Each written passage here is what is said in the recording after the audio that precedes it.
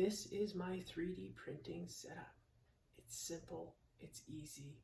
It is a Bambu Labs A1. It is not the mini version. You can see I do have the AMS right here. I love the AMS. It works great. It allows you to have 4 colors.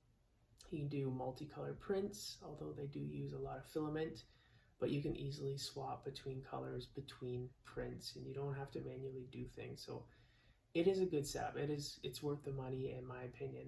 The A1, it's about 10 inches by 10 inch plate. The A1 mini is a little bit smaller. With the A1, I feel like this is a good price point. It allows you to build a lot of things. If you have kids, I highly recommend a 3D printer. To have the ability to print toys for your little ones is a game changer. So if you need something, you can print it. If it's a functional print, you probably want to use PETG filament. If it's toys for the kids, you probably want to use a PLA or a PLA silk.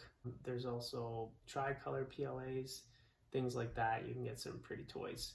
There's a lot of fun little attachments you can build. This is 3D printed, and a couple of other things that just make it a good all-around printer.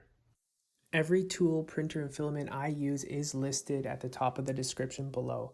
They're affiliate links that help support the channel at zero cost to you.